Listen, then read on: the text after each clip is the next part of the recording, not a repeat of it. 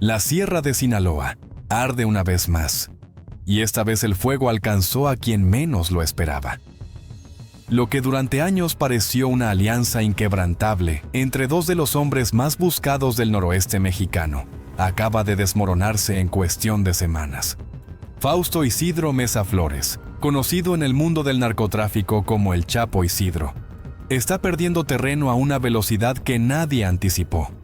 Y el golpe más duro no vino de sus enemigos tradicionales, sino de su propio segundo al mando, Pedro Insunza Noriega, alias el Sagitario o el Señor de la Silla. La información que circula en los pasillos del crimen organizado sinaloense apunta a una ruptura que tiene todos los ingredientes de una tragedia clásica: lealtad traicionada, venganza familiar y una guerra por el control de al menos 3 municipios clave que ahora cambian de manos. Guasave, Sinaloa de Leyva y partes de Chuá se encuentran en el centro de esta disputa que ha dejado a la estructura del Chapo Isidro tambaleándose como nunca antes. Para entender la magnitud de lo que está ocurriendo, hay que remontarse apenas unas semanas atrás, al 30 de noviembre pasado, cuando elementos de la Secretaría de Marina ejecutaron un operativo en la zona serrana de Chuá, que terminó con la vida de Pedro Insunza Coronel, alias El Pichón. Este joven de aproximadamente 30 años no era cualquier operador, era el hijo del Sagitario, el heredero natural de una estructura que controlaba rutas estratégicas hacia la frontera norte. Y sobre todo, era la mano derecha tanto de su padre como del propio Chapo Isidro en el movimiento de sustancias sintéticas hacia territorio estadounidense. El operativo fue brutal según los reportes que han trascendido. Tracateras intensas en Guasave y Ajome, helicópteros artillados sobrevolando la sierra y al final, el Pichón caído en medio del fuego cruzado junto con al menos 2 detenidos más. Oficialmente, las autoridades lo presentaron como un cateo exitoso de la Armada de México. Pero en las frecuencias de radio que utilizan los grupos criminales de la región, la versión que comenzó a circular fue muy diferente. Según fuentes no confirmadas pero persistentes en el bajo mundo sinaloense, el Sagitario quedó convencido de que la información sobre la ubicación de su hijo no salió de ninguna agencia de inteligencia gubernamental. La precisión del operativo, el timing perfecto, la manera en que los marinos llegaron exactamente al punto donde se encontraba el Pichón, todo apuntaba hacia una filtración interna. Y el único con acceso a esa información sensible, además de la capacidad para transmitirla sin levantar sospechas, era el propio Chapo Isidro. La hipótesis que ha ganado fuerza en las últimas semanas es devastadora para la estructura de los Beltrán Leyva. Se dice que el Sagitario, un hombre de 62 años con décadas de experiencia en el negocio, llegó a la conclusión de que su compadre y jefe lo había traicionado de la peor manera posible. Entregar a un hijo para debilitar a un subordinado que se estaba volviendo demasiado poderoso, demasiado independiente, demasiado peligroso. Lo que siguió fue una cadena de eventos que nadie vio venir. Mientras el Sagitario procesaba el duelo por su hijo y alimentaba su sed de venganza, algo cambió en la dinámica de poder dentro de la organización. Las comunicaciones entre ambos líderes se enfriaron. Los reportes de radio capturados por fuentes de inteligencia indican que hubo discusiones acaloradas, amenazas veladas y, eventualmente, el silencio absoluto que precede a las tormentas más violentas. Entonces, llegó el golpe definitivo. El 31 de diciembre pasado, en las últimas horas del año, mientras Culiacán se preparaba para las celebraciones de Año Nuevo, un operativo coordinado entre la Secretaría de Marina, la Secretaría de Seguridad y Protección Ciudadana y la Fiscalía General de la República descendió sobre la colonia Guadalupe, cerca del Boulevard Ciudades Hermanas. Helicópteros de la Marina realizaron vuelos rasantes sobre las calles Río Piaxla y Río Quelite. Unidades blindadas bloquearon todos los accesos.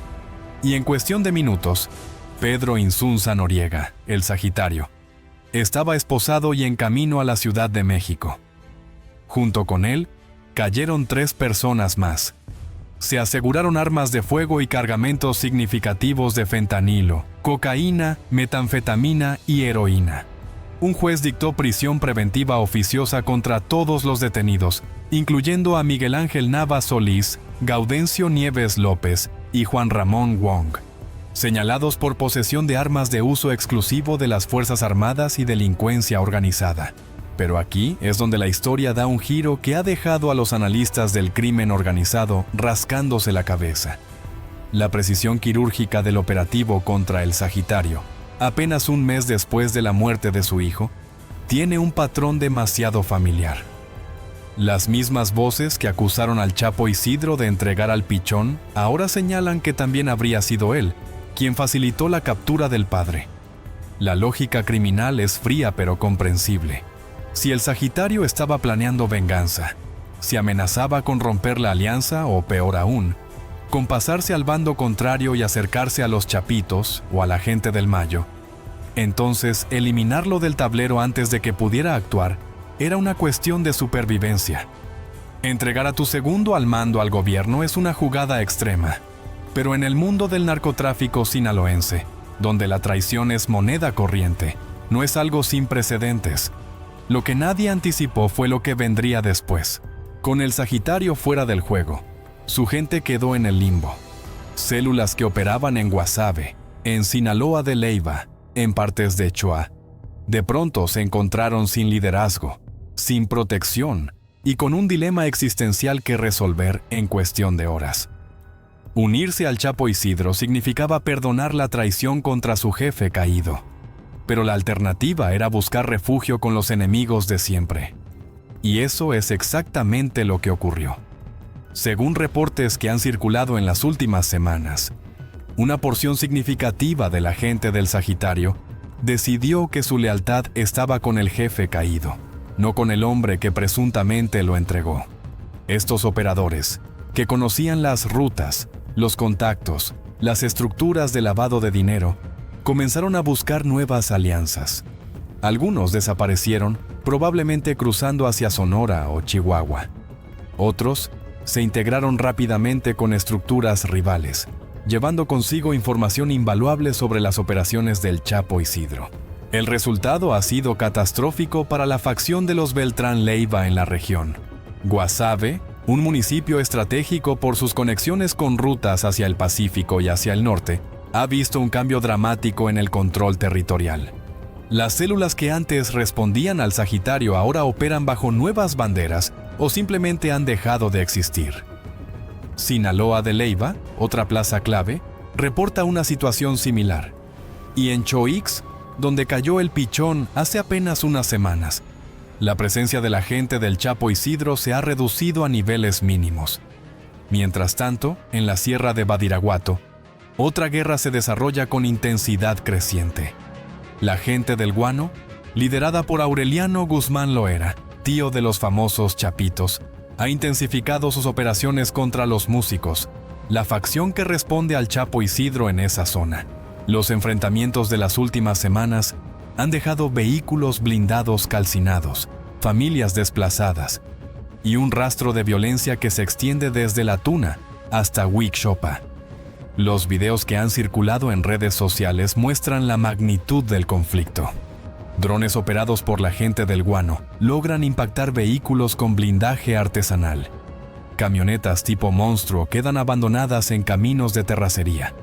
Sicarios graban de cerca los restos de vehículos enemigos destruidos, presumiendo victorias que en el mundo del narcotráfico valen tanto como el territorio mismo. La localidad de La Tuna, lugar de nacimiento de Joaquín El Chapo Guzmán y de su hermano Aureliano, se ha convertido en uno de los puntos más calientes de esta confrontación. Reportes de esta misma semana indican que los estruendos de bombazos y el sonido de tracateras se escuchan desde las primeras horas de la madrugada hasta bien entrada la mañana. Pobladores de la zona han comenzado a cavar zanjas y huecos para intentar huir, pero estos mismos obstáculos han afectado a cientos de familias que buscan ponerse a salvo. La situación humanitaria es crítica. Los músicos no dejan pasar a la gente del barril y la cieneguilla hacia arriba.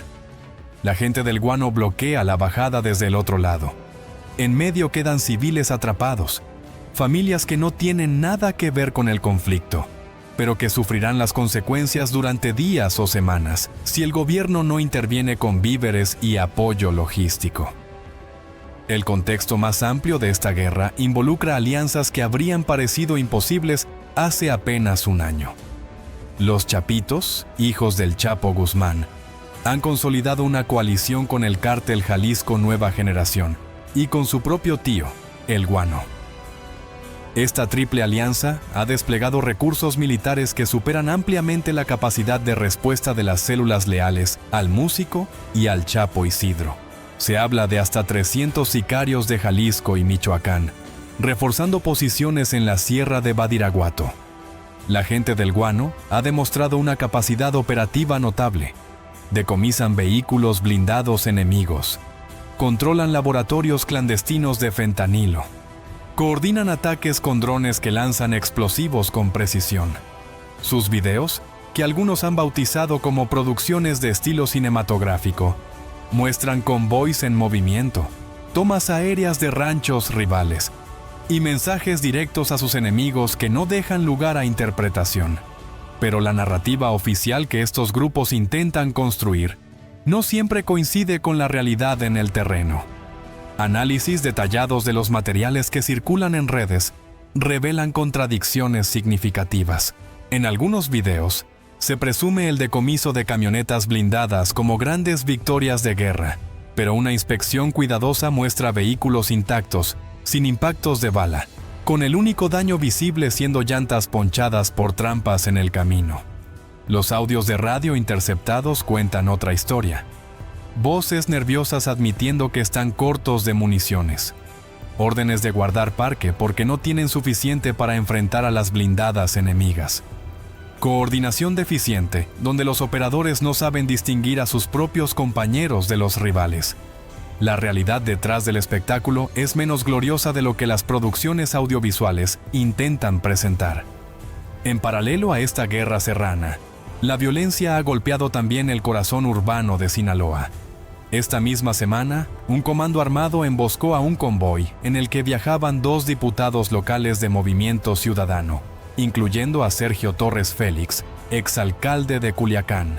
El ataque ocurrió sobre Paseo Niños Héroes, en pleno centro de la capital sinaloense, dejando al legislador con un impacto de bala en el rostro que requirió intervención quirúrgica y traslado a terapia intensiva. El día anterior, otro grupo armado había emboscado la camioneta blindada del secretario de Seguridad Pública de Culiacán, el coronel Alejandro Bravo Martínez, en el sector aeropuerto. Los escoltas lograron repeler la agresión y detener a 4 presuntos agresores tras una persecución.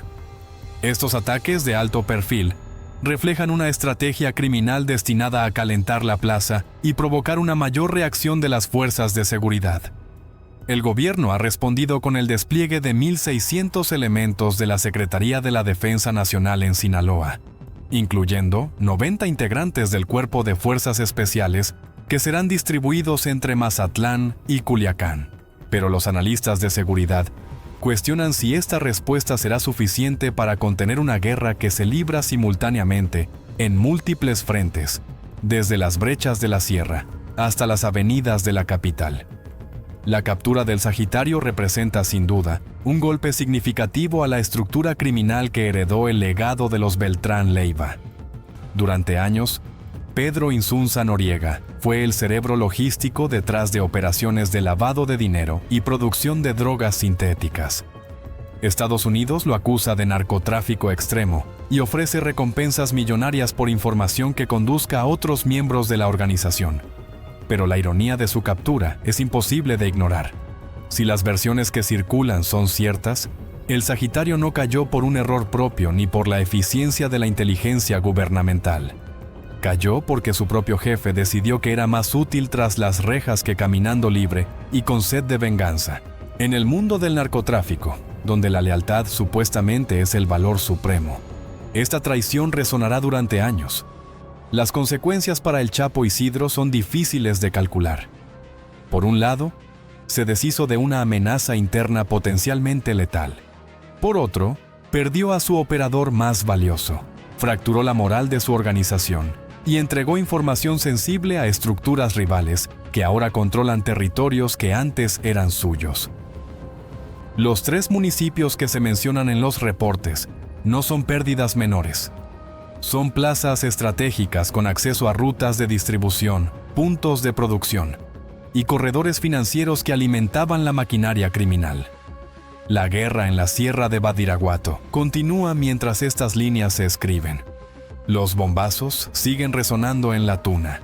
Las familias siguen atrapadas entre bandos que les impiden moverse. Los drones siguen volando sobre caminos de terracería, buscando objetivos, grabando material para las redes sociales, documentando una guerra que parece no tener fin. Lo que está claro es que el mapa del crimen organizado en Sinaloa se está redibujando a una velocidad vertiginosa. Las alianzas que parecían sólidas se desmoronan. Los enemigos de ayer se convierten en aliados de hoy. Y en medio de todo, civiles inocentes pagan el precio de conflictos que no eligieron y no entienden. El Chapo Isidro, el heredero de la estructura de los Beltrán Leiva, el hombre que durante años controló Guasave y extendió su influencia hacia Sonora y más allá, enfrenta ahora el momento más difícil de su carrera criminal. La traición que presuntamente cometió contra su propio segundo al mando puede haberle salvado la vida a corto plazo, pero las consecuencias a largo plazo apenas comienzan a manifestarse. En el mundo del narcotráfico, la memoria es larga y la venganza es paciente. Los hijos del Sagitario, si es que existen más allá del pichón caído, pueden estar esperando su momento. Los operadores que cambiaron de bando llevan consigo secretos que pueden destruir lo que queda de la organización. Y los enemigos externos, fortalecidos por esta fractura interna, avanzan con una confianza que no tenían hace apenas unas semanas. La Sierra de Sinaloa ha visto muchas guerras. Ha enterrado a muchos capos. Ha sido testigo de traiciones que se convirtieron en leyenda y de alianzas que parecían eternas hasta que dejaron de serlo. Lo que está ocurriendo ahora, con el Sagitario tras las rejas, con el Chapo Isidro perdiendo territorio, con el Guano avanzando desde Badiraguato, es simplemente el capítulo más reciente de una historia que no parece tener final. Los próximos meses revelarán si la estructura del Chapo Isidro puede sobrevivir a esta tormenta perfecta de traición interna, pérdida territorial y presión militar. Por ahora, lo único seguro es que Guasave ya no es lo que era, que la alianza que sostenía a los herederos de los Beltrán Leiva se fracturó de manera irreparable y que en algún lugar de la sierra, entre bombazos y tracateras, se está escribiendo el próximo capítulo de esta guerra interminable.